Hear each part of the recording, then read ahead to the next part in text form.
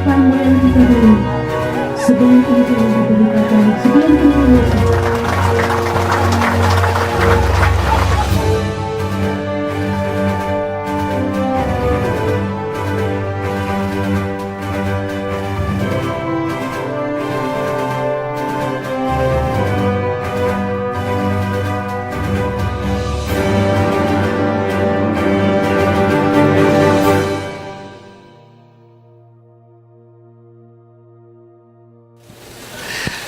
Yang terhormat Bapak Penasehat Gidi, juga mantan Presiden kedua tahun 70 sampai dengan 75, sampai hari ini masih hidup sebagai saksi untuk pendiri gereja ini, yaitu Bapak Kebawa Wanimbo. Yang saya hormati pimpinan wilayah Boko, Bapak Ketua Wilayah Boko, Bapak Potias Pagawak, Bapak Ketua Klasis Aiwa dan Ketua Klasis Bohoga. Yang saya hormati dan yang saya banggakan, kakakku Pater John Bonai. Sebelum saya menyampaikan satu dua kata dalam kesan dan pesan ini, saya menyampaikan terima kasih Ketua Panitia yang mengundang kami. Terima kasih wilayah Boho dan Ketua Klasis Aiwa dan Bohoga yang mengundang Dewan Gereja Papua untuk hadir di dalam kegiatan perayaan HUT Injil Masuk di Bokondini yang ke-67 tahun. Dan sejarah organisasi gereja kita lahir itu tanggal 12 Februari 63. Itu organisasi bukan berdasarkan Injil Masuk, lahirnya organisasi. Dan sekarang kita sudah merayakan 50 tahun jubileum sudah selesai. Pertama menyampaikan terima kasih. Jemaat selalu mengingat sejarah itu penting. Seperti drama tadi. Generasi hari ini mereka akan lupa tentang sejarah Injil Masuk. Tapi setiap momen-momen yang sangat penting menghadirkan drama seperti ini, mengingatkan kembali memorial. Bagaimana kita terus pertahankan Injil ini, pertahankan Kristus, pertahankan tentang daerah ini sebagai daerah Injil Masuk di tanah Papua. Dalam ulang tahun ini, beberapa poin yang saya perlu sampaikan, yaitu adalah setelah tanggal 1 Mei itu integrasi Papua dimasukkan di dalam NKRI. Dan setelah masuk sudah pas 60 tahun bahwa cukup sudah orang Papua sedang menderita dan tersiksa. Cukup sudah kami orang Papua menangis. Cukup sudah kami orang Papua ditembak mati. Bapak Ibu Saudaraku, beberapa waktu yang lalu kami sebagai Dewan Gereja Papua bersama Uskup, kami sudah menyampaikan sebagai surat pastoral, menyampaikan kepada Presiden Republik Indonesia. Karena itu kami sudah menyerukan, kami sudah menyampaikan Papua adalah tanah damai, tanah Injil, tanah Tuhan Yesus, dan tanahnya rumahnya Tuhan. Papua bukan tempat dom, Papua bukan tempat operasi militer, tetapi Papua adalah tempat di mana orang Papua menyembah Tuhan.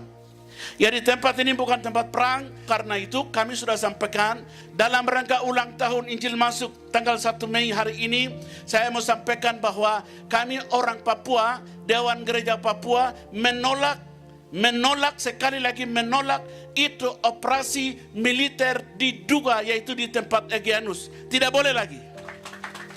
Kami sudah tolak itu. Dan tidak boleh lagi juga lakukan yaitu operasi militer dinaikkan menjadi operasi tempur. Ya, saya rasa bahwa Panglima melanggar undang-undang. Karena operasi militer dan dinaikkan menjadi operasi tempur itu harus keputusan DPR RI. Presiden belum perintah. Panglima tertinggi Indonesia itulah Presiden, namanya Jokowi. Jokowi belum perintah itu. Karena itu tidak boleh ada operasi di sana. Dan tidak boleh juga lakukan. Yang gereja minta adalah negosiasi. Gereja minta adalah mari kita duduk bicara sama-sama untuk pembebasan pilot itu. Karena kami tahu bahwa Papua orang sudah sedikit, tidak boleh kami mati. Ini tempat rumah Tuhan, tidak boleh percurcuran darah, tetapi harus manusia hidup untuk menyembah Tuhan. Lagu-lagu yang tadi dinyanyikan oleh teman-teman kita GKI, mereka katakan bahwa dari tanah ini Saya rasa sedih, saya rasa seperti mau menangis. Terima kasih untuk lagu itu. Mereka katakan, dari Papua ini, dari tanah ini, kami mempersembahkan pujian yang kepada Engkau. Itulah isi hati gereja saat ini. Itu pertama. Yang kedua adalah Bapak Ibu saudaraku yang dikasihi oleh Tuhan, tanggal 3 besok. Tanggal 3 besok tolong berdoa adalah Bapak Lukas NMB. Ya, waktu dia sakit dan mereka ada di sana. Ya, waktu mereka menangkap, Bapak Ibu semua sudah ikuti. Kita punya kader-kader yang terbaik.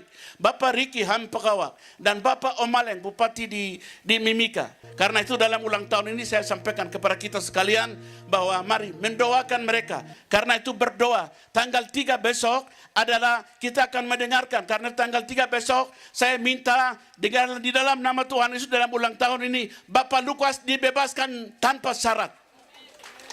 Bapak Lukas NMB dibebaskan tanpa syarat. Mengapa? Karena Bapak Lukas sakit permanen. Itu satu. Dulu Soeharto waktu ditangkap masukkan di penjara, dia sakit. Karena alasan sakit dikasih keluar.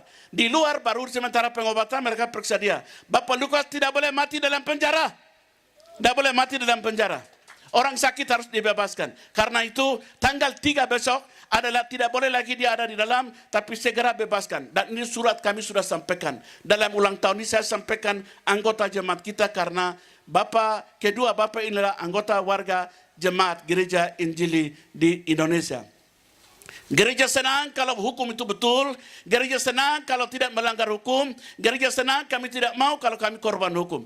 Karena itu dalam ulang tahun ini saya sampaikan kepada kita sekalian bahwa mari mendoakan mereka. Ada dalam situasi yang sangat tidak baik. Dua hal ini penting. Kenapa saya sampaikan 2 poin ini? Karena walaupun kami dalam ulang tahun, kami menyanyi, menyembah Tuhan, Hosana, haleluya. Tetapi kami juga diintimidasi dengan kekuatan militer yang luar biasa.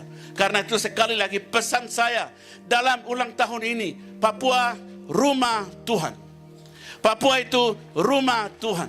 Ini tempat orang mengenal siapa itu Kristus. Dan kami tolak intimidasi, kami tolak korban hukum, kami tolak ketidakadilan. Operasi tempur kami tolak, kriminalisasi kami tolak, rasisme kami tolak. Papua milik Kristus, Papua rumah Tuhan, Papua tanah Injil, dan Papua kita adalah untuk kemuliaan Tuhan.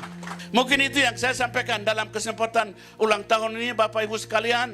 Selamat merayakan 1 Mei 2023 dengan ulang tahun Injil masuk di Bokon ini. Tuan Power dengan Erikson yang ke-67 tahun. Selamat merayakan. Tuhan Yesus memberkati. Shalom. Wow.